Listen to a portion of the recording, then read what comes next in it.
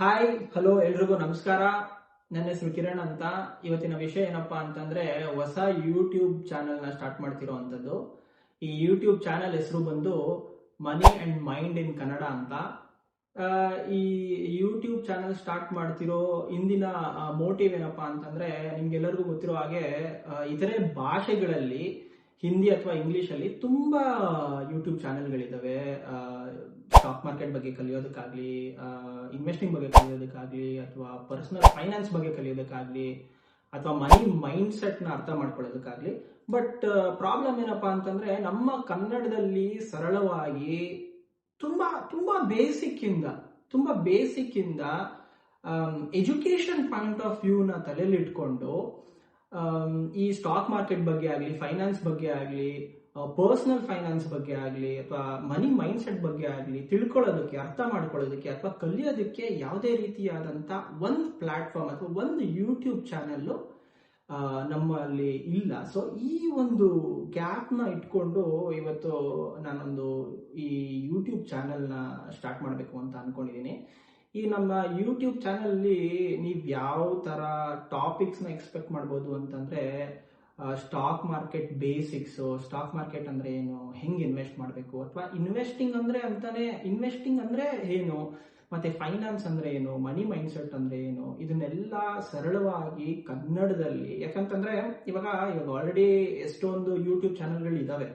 ನೀನು ಹೋಗಿ ನೋಡಿದ್ರೆ ಹಿಂದಿಯಲ್ಲಿ, ಇಂಗ್ಲಿಷ್ ಅಲ್ಲಿ ತುಂಬಾ ಯೂಟ್ಯೂಬ್ ಚಾನೆಲ್ಗಳು ಇದಾವೆ. ಬಟ್ ಈ ಇನ್ವೆಸ್ಟಿಂಗ್ ಅಂತ ಬಂದಾಗ, ಅಥವಾ ಸ್ಟಾಕ್ ಮಾರ್ಕೆಟ್ ಅಂತ ಬಂದಾಗ, ಆಮೇಲೆ ಫೈನಾನ್ಸ್ ಅಂತ ಬಂದಾಗ, ಇವೆಲ್ಲ ಸ್ವಲ್ಪ ಒಂದು ಕಾಂಪ್ಲೆಕ್ಸ್ ಟಾಪಿಕ್ಸ್. ಇದೆಲ್ಲ ಕೆಲವರಿಗೆ ಅರ್ಥ ಆಗದೆ ಇರ್ಬೋದು ಕನ್ನಡದಲ್ಲಿ. ಎಸ್ಪೆಷಲಿ ನಮ್ಮ ಕನ್ನಡದಲ್ಲಿ ಯಾರು ಇದನ್ನ ಸರಳವಾಗಿ ಎಕ್ಸ್ಪ್ಲೈನ್ ಮಾಡಿ, ಎಜುಕೇಶನ್ ಪಾಯಿಂಟ್ ಆಫ್ ವ್ಯೂ ಇಂದ ಎಕ್ಸ್ಪ್ಲೈನ್ ಮಾಡೋ ಚಾನಲ್ ಯಾವ್ದು ಇಲ್ಲದೇ ಇರೋ ಕಾರಣ ಎಷ್ಟೊಂದ್ ಜನ ನಮ್ಮಲ್ಲಿ ಇನ್ವೆಸ್ಟೇ ಮಾಡಲ್ಲ. ಯಾಕಪ್ಪ ಇನ್ವೆಸ್ಟ್ ಮಾಡ್ಬೇಕು, ನಂಗೆ ಅರ್ಥ ಆಗಲ್ಲ, ತುಂಬಾ ಕಾಂಪ್ಲೆಕ್ಸ್ ಅಂತ ಅನ್ಸುತ್ತೆ, ನನಗೆ ಆ ಫೈನಾನ್ಸ್ ಟರ್ಮಿನಾಲಜೀಸ್ ಎಲ್ಲ ಅರ್ಥನೇ ಆಗಲ್ಲ ಅಂತ ಎಷ್ಟೊಂದ್ ಜನ ಇನ್ವೆಸ್ಟ್ ಮಾಡೋದನ್ನೇ ಬಿಟ್ಬಿಡ್ತಾರೆ. ಸೊ ಈ ಒಂದು ಪ್ರಾಬ್ಲಮ್ ನ ಸಾಲ್ವ್ ಮಾಡೋದಕ್ಕಾಗಿ ನಮ್ಮ ಕನ್ನಡದಲ್ಲಿ ಸ್ಟಾಕ್ ಮಾರ್ಕೆಟ್ ಬಗ್ಗೆ, ಮನಿ ಬಗ್ಗೆ, ಅಥವಾ ಮನಿ ಮೈಂಡ್ ಸೆಟ್ ಬಗ್ಗೆ, ಫೈನಾನ್ಸ್ ಬಗ್ಗೆ ತಿಳಿಸ್ಕೊಡೋದಕ್ಕೆ ಎಜುಕೇಶನಲ್ ಪಾಯಿಂಟ್ ಆಫ್ ವ್ಯೂ ಇಂದ ಈ ಚಾನೆಲ್ ನ ಸ್ಟಾರ್ಟ್ ಮಾಡ್ತಿರೋವಂಥದ್ದು.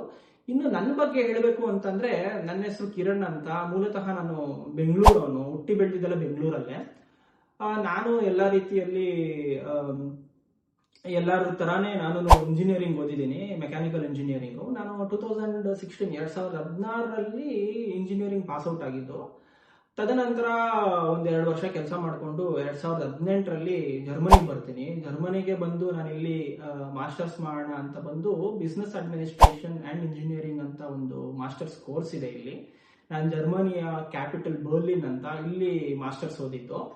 ಸೊ ಇಲ್ಲಿ ಓದುತ್ತಾ ಅವಾಗಿಂದಾನೆ ನಾನು ಅರೌಂಡ್ 2016-17 ನನಗೆ ಸ್ಟಾಕ್ ಮಾರ್ಕೆಟ್ ಅನ್ನೋವಂಥದ್ದು ಇಂಟ್ರೊಡ್ಯೂಸ್ ಆಗುತ್ತೆ ನನ್ನ ಲೈಫಲ್ಲಿ. ಹೇಗೆ ಅಂತಂದ್ರೆ,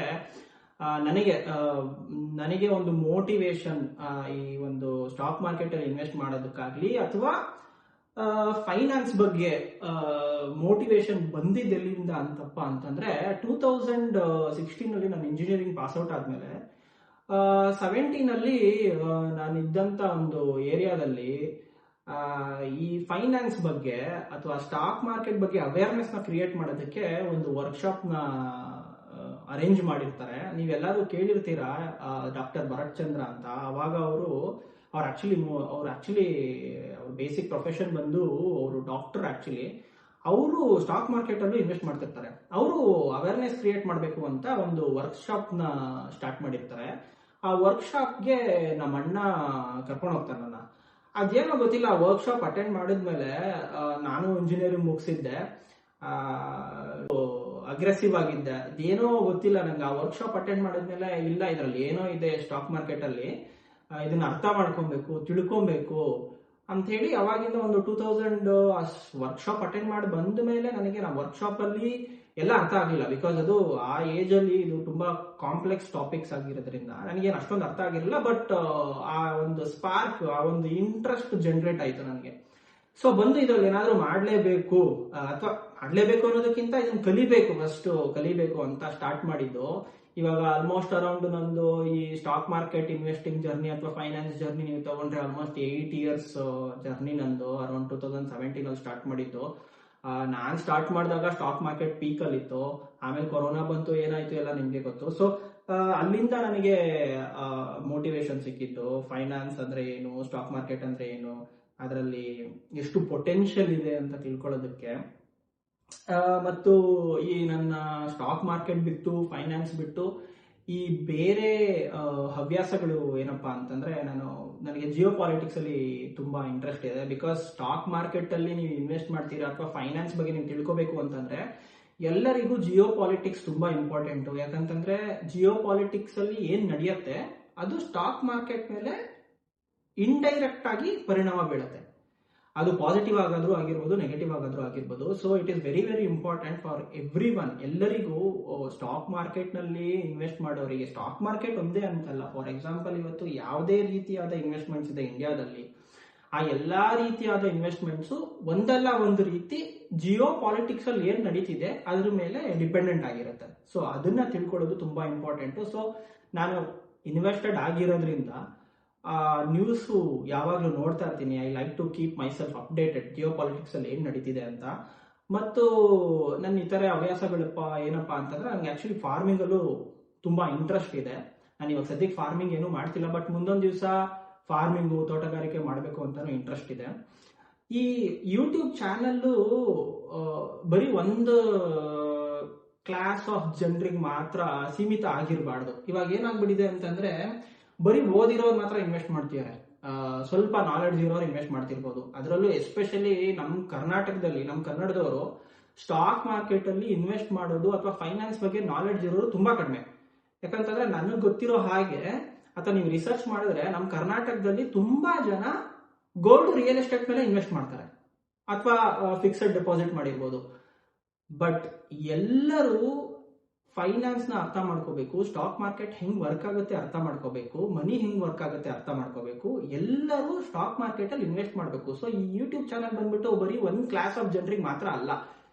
ಈ ಯೂಟ್ಯೂಬ್ ಚಾನಲ್ ಅಲ್ಲಿ ನೀವು from the basics to the extent level ಎಲ್ಲಾ ರೀತಿಯ ಜನರು, ಸ್ಟೂಡೆಂಟ್ಸ್ ಆಗಿರ್ಬೋದು, ಫಾರ್ಮರ್ಸ್ ಆಗಿರ್ಬೋದು, ನಮ್ಮ ರೈತರು, ಎಸ್ಪೆಷಲಿ ನಮ್ಮ ರೈತರಿಗೆ ಐಡಿಯಾನೇ ಇರಲ್ಲ ಇನ್ವೆಸ್ಟಿಂಗ್ ಅಂದ್ರೆ ಏನು, ಸ್ಟಾಕ್ ಮಾರ್ಕೆಟ್ ಅಂದ್ರೆ ಏನು. ಯಾಕಂದ್ರೆ ಅವ್ರಿಗೆ ಕನ್ನಡದಲ್ಲಿ ಸರಳವಾಗಿ ಬೇಸಿಕ್ಸ್ ಇಂದ ಎಕ್ಸ್ಪ್ಲೈನ್ ಮಾಡೋರು ಯಾರು ಇಲ್ಲ.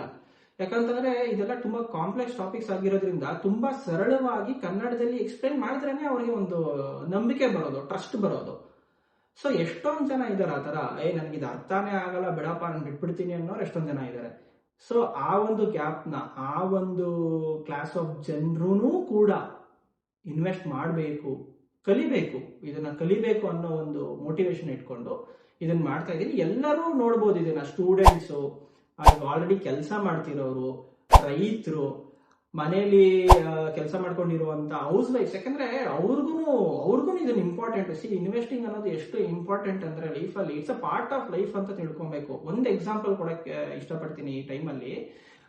ನೀವು US ಅಲ್ಲಿ ಆಲ್ಮೋಸ್ಟ್ ನೋಡಿದ್ರೆ, USA ನಲ್ಲಿ, ಅಮೆರಿಕಾದಲ್ಲಿ 60% 80% ಜನ ಇನ್ವೆಸ್ಟ್ ಮಾಡ್ತಾರೆ. ಅಂದ್ರೆ ಏನು ಅವ್ರು ದುಡಿತಾರೆ ದುಡ್ಡನ್ನ, ಅದರಲ್ಲಿ ಒಂದು ಪಾರ್ಟ್ ನ ಇನ್ವೆಸ್ಟ್ ಮಾಡ್ತಾರೆ. ನಮ್ಮಲ್ಲಿ 140 ಕೋಟಿ ಪಾಪ್ಯುಲೇಷನ್ ಅಲ್ಲಿ ನೀವು ನೋಡಿದ್ರೆ ಒಂದು 1% ಇಂದ 2% ಅಷ್ಟೇ ಜನಕ್ಕೆ ಅವೇರ್ನೆಸ್ ಇರೋದು. ಅದರಲ್ಲೂ ಒಂದು 2-3% ಜನ ಡಿಮ್ಯಾಟ್ ಅಕೌಂಟ್ಸ್ ನ ಓಪನ್ ಮಾಡ್ಕೊಂಡಿದ್ದಾರೆ, ಇನ್ವೆಸ್ಟಿಂಗ್ ಬಗ್ಗೆ ನಾಲೆಡ್ಜ್ ಇರತ್ತೆ, ಮಾಡ್ತಿರಲ್ಲ. ಅಂದ್ರೆ ನೀವು ನೋಡಿ, ಒಂದು ಡೆವಲಪ್ಡ್ ನೇಷನ್ ಕಂಪೇರ್ ಮಾಡಿದ್ರೆ ನಾವು ಡೆವಲಪಿಂಗ್ ನೇಷನ್, ನಾವು ಎಷ್ಟು ಕಮ್ಮಿ ಪ್ರಮಾಣದಲ್ಲಿ ಮಾಡ್ತಾ ಇದೀವಿ. ಅದು USA ನಮಗಿಂತ ಕಮ್ಮಿ ಪಾಪ್ಯುಲೇಷನ್. ಏನಂದ್ರೆ ಪ್ರಾಬ್ಲಮ್ ಏನಂತಂದ್ರೆ ಅವೇರ್ನೆಸ್ ಇಲ್ಲ, ನಿಮ್ಗೆ ಅವೇರ್ನೆಸ್ ಇಲ್ಲ, ಎಜುಕೇಶನ್ ಇಲ್ಲ. ಸೊ ಈ ಗ್ಯಾಪ್ ನ ತಲೆಯಲ್ಲಿ ಇಟ್ಕೊಂಡು ಎಲ್ಲರಿಗೂ ಯೂಸ್ ಆಗುವಂತ ಒಂದು ಸ್ಟಾಕ್ ಮಾರ್ಕೆಟ್ ಬಗ್ಗೆ, ಫೈನಾನ್ಸ್ ಬಗ್ಗೆ, ಮನಿ ಮೈಂಡ್ಸೆಟ್ ಬಗ್ಗೆ ಹೇಳ್ಕೊಡ್ಬೇಕು. ನಾನು ಲರ್ನರೇ, ನನ್ಗೇನು ಎಲ್ಲಾ ಗೊತ್ತು ಅಂತ ಅಲ್ಲ, ಐ ಆಮ್ ಆಲ್ಸೋ ಲರ್ನರ್. ನನಗೊಂದು 8 ವರ್ಷ ಎಕ್ಸ್ಪೀರಿಯನ್ಸ್ ಇದೆ ಇದ್ರಲ್ಲಿ. ನಾನು ಅವಾಗಲೇ ಹೇಳಿದಾಗಲೇ 2017 ಇಂದ ನನಗೆ ಎಕ್ಸ್ಪೀರಿಯನ್ಸ್ ಇದೆ. ಪ್ಲಸ್ ನಾನಿಲ್ಲಿ MBA ಓದಿರೋದು ಜರ್ಮನಿಯಲ್ಲಿ. ಸೊ ಆ ಎಜುಕೇಶನ್ ಕೂಡ ನನಗೆ ಹೆಲ್ಪ್ ಮಾಡಿದೆ ಈ ಜರ್ನಿಯಲ್ಲಿ. ಪ್ಲಸ್ ಇವಾಗ ನಾನು ಕರೆಂಟ್ ಸ್ಟೇಟಸ್ ಏನಪ್ಪಾ ಅಂತಂದ್ರೆ, ಇವಾಗ ನಾನು ಕರೆಂಟ್ಲಿ ನಾನು ಜರ್ಮನಿ ಇರೋದು. ಜರ್ಮನಿಯಲ್ಲಿ ನನ್ನ ಮಾಸ್ಟರ್ಸ್ನ ಮುಗಿಸಿ ಈ ಕಳೆದ ಒಂದು 3-4 ವರ್ಷಗಳಿಂದ ಒಂದು ಕಂಪನಿಯಲ್ಲಿ ಸ್ಟ್ರಾಟಜಿಕ್ ಪ್ರೊಕ್ಯೂರ್ಮೆಂಟ್ ಪ್ರೊಫೆಷನಲ್ ಆಗಿ ಕೆಲಸ ಮಾಡ್ತಿದ್ದೀನಿ. ಸೊ ಯಾರಿಗೆಲ್ಲ ಬೇಸಿಕ್ಸ್ ಇಂದ ಸ್ಟಾಕ್ ಮಾರ್ಕೆಟ್ ಬಗ್ಗೆ, ಫೈನಾನ್ಸ್ ಬಗ್ಗೆ, ಮನಿ ಮೈಂಡ್ ಸೆಟ್ ಬಗ್ಗೆ, ಪರ್ಸನಲ್ ಫೈನಾನ್ಸ್ ಬಗ್ಗೆ ಕಲ್ತ್ಕೋಬೇಕು, ನನಗೂ ಆಸಕ್ತಿ ಇದೆ, ನಾನು ಬರೀ ನನ್ನ ಸಂಬಳದ ಮೇಲೆ ಡಿಪೆಂಡ್ ಆಗಿರಬಾರ್ದು, ನಾನು ಚಿಕ್ಕ ವಯಸ್ಸಿಂದಾನೇ ಫೈನಾನ್ಸ್ ಬಗ್ಗೆ ತಿಳ್ಕೋಬೇಕು, ಇನ್ವೆಸ್ಟ್ ಮಾಡಬೇಕು ಅಂತ ಯಾರಿಗೆಲ್ಲ ಆಸೆ ಇದೆ, ಆಸಕ್ತಿ ಇದೆ, ಎಲ್ಲರೂ ಈ ಯೂಟ್ಯೂಬ್ ಚಾನಲ್ನ ಸಬ್ಸ್ಕ್ರೈಬ್ ಮಾಡ್ಕೊಳ್ಳಿ. ನಾವು ಮುಂದಿನ ದಿನಗಳಲ್ಲಿ ಎಲ್ಲಾದ್ರ ಬಗ್ಗೆನೂ ಬೇಸಿಕ್ ಆಗಿ ಸರಳವಾಗಿ ಕನ್ನಡದಲ್ಲಿ ಅರ್ಥ ಮಾಡಿಕೊಂಡು ಕಲ್ತ್ಕೊಂಡು ನಮ್ಮ ಇನ್ವೆಸ್ಟಿಂಗ್ ಜರ್ನಿಯನ್ನ ಸಕ್ಸಸ್ಫುಲ್ ಮಾಡ್ಕೊಳ್ಳೋಣ.